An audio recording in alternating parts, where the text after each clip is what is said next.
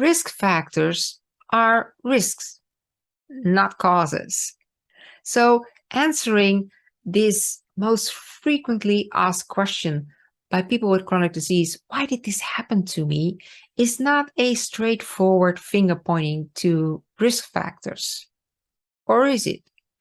That is what we have discussed in the previous 3 episodes of this 5-part series to answer this question, why did this chronic disease happen to me? And if you haven't done so yet, check out these first 3 episodes to find this answer, which is, spoiler alert, actually yes. Risk factors level up to causes because we found the linchpin, a direct relation between risk factors and chronic diseases, and that is low-grade inflammation. Episode 3 is all about the logic and the ton of solid science behind it. Now, it still may not make full sense. I get that. Because we all know this 90-year-old, vital as hell grandma who has been drinking and smoking all of her life. And we know this guy who has been smoking for all of his life and does not have lung cancer. And we probably have friends who eat eyebrow-raising amounts of sugar and do not have diabetes and an annoying small waistline. And we know those health freaks who eat by the book and still get cancer. What is that all about? Risk factors clearly do not make sense. Well, let's dive into that. Risk factors are not each by one the cause for a certain chronic disease. Instead, inflammation builds or decreases during the day. So let's have a look at those risk factors at a regular day. Let's say you wake up at 7 a.m., but sleep was too short. Therefore, repair was too little, and it may add to chronic disease. Then you start off with a sugary latte. Inflammation goes up, so it adds to chronic disease. Then it's time for breakfast, and you take an oatmeal loaded with berries. Inflammation goes down and subtracts from your chronic disease. It's time to walk the dog outside. That's subtracting inflammation, subtracting chronic disease, and so on. You rush to the office, inflammation goes up. You have discussions with irritated, frustrated discussions with your coworker. Inflammation goes up. A friendly coworker brings donuts and you grab one. Inflammation goes up.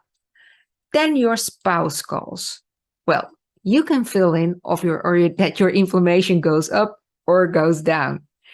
Let's say then you have a nice 5-hour work period of enjoyable, focused work, only with a couple of hot green teas and a little break walking outside.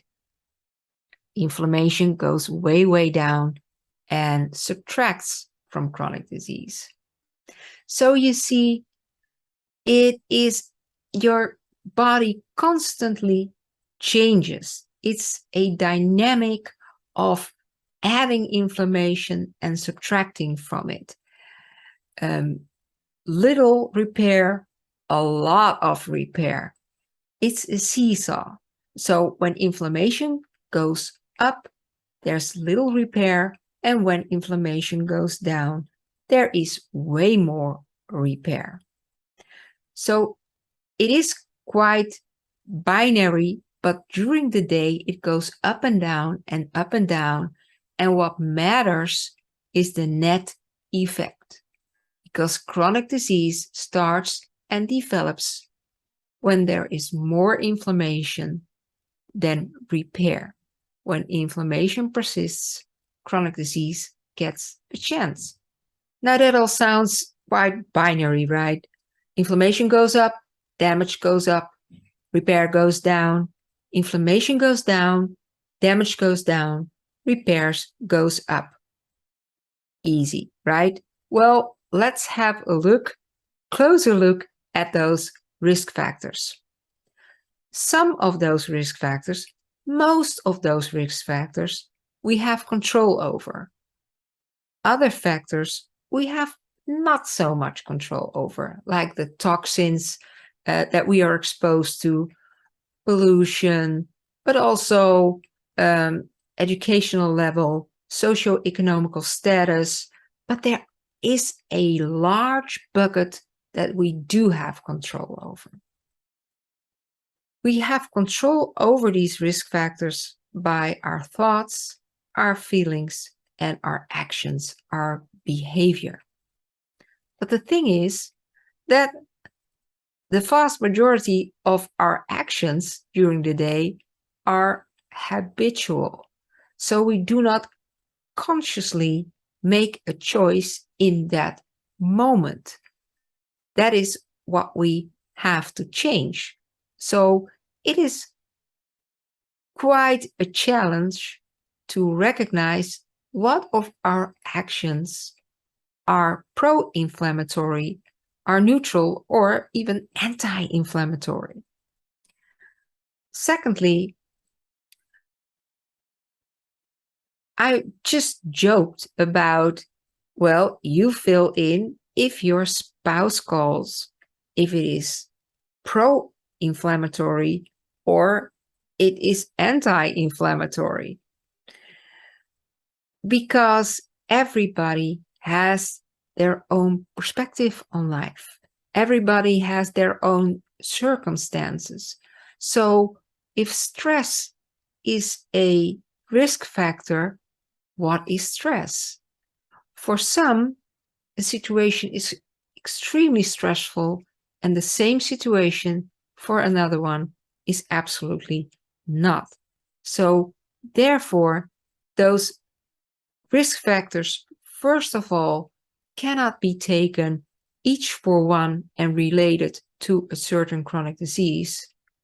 But moreover, those risk factors are highly individual. So sugar may be inflammatory for everyone. But if there is enough time to repair, it is not as damaging as for the person who takes the same amount of sugar, but also has a lot of stress, also eats meat, also is sedentary. So it's a combination of all those risk factors projected on our own circumstances, on our own past experiences that make, if there is a net effect of low-grade inflammation, that is enough and long enough so it can be damaging the body. So that is really important to think about. So we can level up those risk factors to causes. However, to find our own cause, we have to bring it in perspective that it is absolutely not one cause, that we have a buildup of inflammation during the whole day. And we can see how these contributions are in our own life, where we eat a lot of sugar, or we do not exercise enough, or we smoke, or we drink, or we have a lot of stress, or what have you. We have to see it from our own perspective, in our own person. So that is about risk factors, leveling it up to causes. But to find your own causes, you really have to look at your own circumstances, at your own person. This episode was about making sense out of risk factors. And while all those risk factors individually induce low-grade inflammation, it is not one risk factor that induces a certain chronic disease. It is merely the buildup of inflammation during the day where those various risk factors come in and come out. It's about the net effect because we also have intervals of repair and they dampen the effect of inflammation. Also, it is quite individual. We make our own choices about those risk factors that we have control over by our thoughts, our feelings, and our actions, knowingly or unknowingly.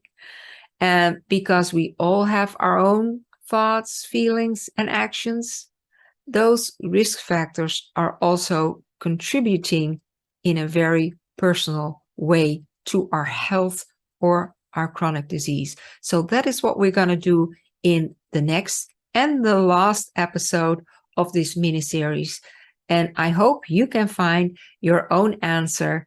What caused chronic disease?